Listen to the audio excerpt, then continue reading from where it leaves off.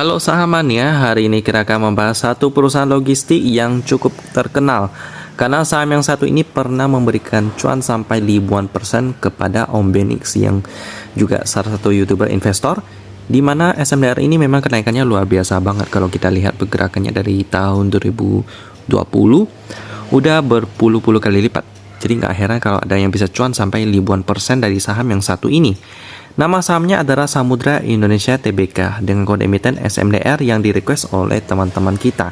Kok bisa sih mereka mengalami peningkatan yang luar biasa banget?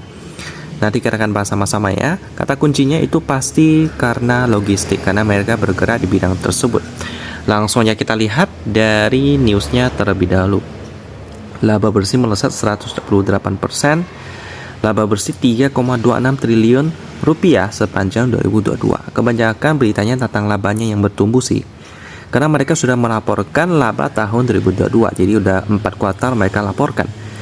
Selanjutnya mari kita berkenalan sedikit tentang SMDR ini. Mereka ini beroperasi secara komersial pada tahun 64, jadi udah sekitar 50-an tahun mereka berdirinya.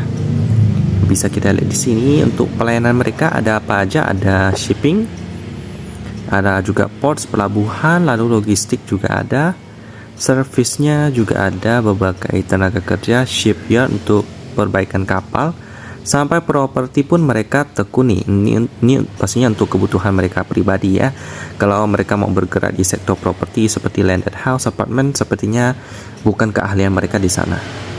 Jadi mereka fokusnya ke bidang logistik dari hulu ke hilir. Kalau ditanya bagaimana prospeknya, pastinya bagus karena pasti dibutuhkan oleh orang banyak. Apalagi sejak terjadinya konflik antara Rusia dan Ukraina, banyak sekali ban yang dilakukan Eropa kepada Rusia. Jadi mereka nggak mau pakai barang daripada Rusia sampai berapa persen gitu. Mereka harus impor dari negara lain yang mungkin lebih jauh. Contohnya seperti Indonesia. Dan apa yang mereka butuhkan ya adalah logistik perkapalan. Karena itu Samudra ini laba utamanya kebanyakan datang dari sektor pertambangan. Seberapa besar nanti kita akan lihat. Sekarang untuk prospeknya bagus. Sekarang kita lihat pemegang sahamnya. Posisi publiknya 27%, ini masih aman, masih di bawah 50%. Lalu ada Samudra Indonesia Tangguh, dia memegang 57%. Kalau kita lihat di sini sih aman-aman aja. Jadi kita langsung masuk ke laporan keuangan daripada SMDR ini yang sudah update sampai kuartal ke-4 2022. Dan ini dia. Kita download dulu di bagian ini. Download lagi ya. Dan ini dia. Udah diaudit, dimana kalau kita lihat menurut opini kami laporan keuangan konsolidasinya terlampir menyajikan secara wajar, bagus ya. Ini udah diaudit oleh EY, salah satu akuntan auditor. Kita pertama lihat dulu kasnya seberapa gede. Kasnya 416 juta US dollar. Sehingga kita lihat, coba lihat liabilitasnya seberapa besar. Liabilitas jangka pendek 318 juta US dollar. Ini masih lebih kecil daripada kas, jadi bagus. Untuk jumlah liabilitasnya 506 juta US dollar. Memang lebih gede daripada kas sih, tapi nggak apa-apa karena setidaknya untuk liabilitas jangka pendek udah tercover sama cashnya, jadi masih aman. Selanjutnya kita lihat liquidity-nya, cash ratio 130% di RT bisnis, bagus ya. Sekarang kita akan lihat pendapatannya bagaimana. Pendapatan jasa 1,1 miliar US dollar. Dikurangi dengan beban dan lain-lain, pendapatan lain dan beban lain-lain, maka didapatkanlah laba untuk entitas induk sebesar 212 juta US dollar. Itu berarti sekitar 3 triliunan, 3,35 triliun dengan PL 1,8 kali, murah. Lalu untuk marginnya juga sehat banget. Operating profit margin 29%, net profit marginnya 18%, lalu dengan return on equity-nya 47%, hampir 50%.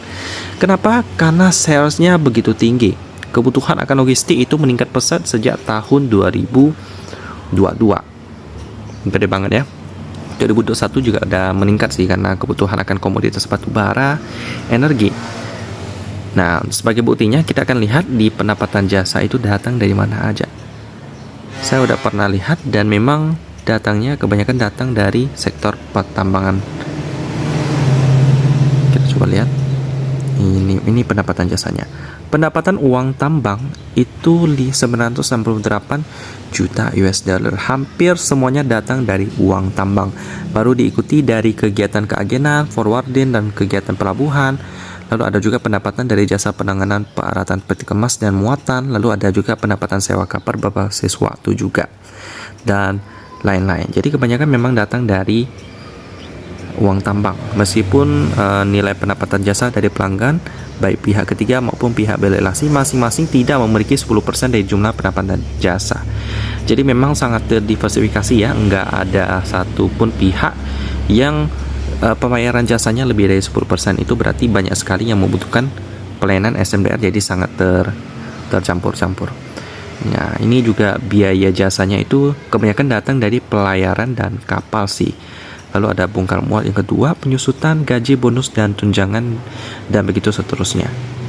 Jadi gitu teman-teman ya, memang pendapatan mereka datang dari pertambangan sih kebanyakan. Pendapatan uang tambang. Coba kita lihat apakah kita bisa ketemu uang. Tidak ada ya, nggak ketemu. Jadi untuk pelanggan-pelanggannya nggak tercatat di sini karena nggak melebihi 10% jumlah pendapatannya. Jadi kita langsung masuk ke turnover hariannya pada hari Selasa kemarin itu sebesar 15 miliar rupiah, sangat liquid ya, dan pergerakannya seperti ini. Udah naik cukup banyak banget sih teman-teman, jadi agak berbahaya kalau kita mau masuk ke SMDR. Cuman bukan berarti SMDR ini perusahaan yang buruk ya, perusahaan yang bagus sih. Tapi kalau beneran mau masuk, saya sarankan untuk diversifikasi dan memakai uang dingin. Jangan masuk terlalu banyak, jadi nanti kalau dia turun itu bisa kita cicil-cicil.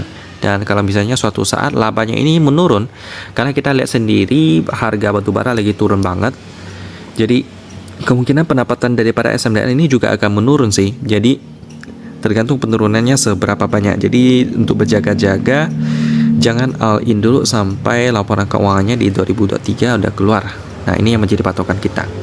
Jadi kita aja pembahasan tentang SMDR, perusahaan logistik yang naiknya udah berkali-kali lipat tapi tetap aja murah. Tapi bagaimana kan di tahun 2023? Nah, ini yang menjadi rahasia. Saya tutup dan kita ketemu lagi di video selanjutnya.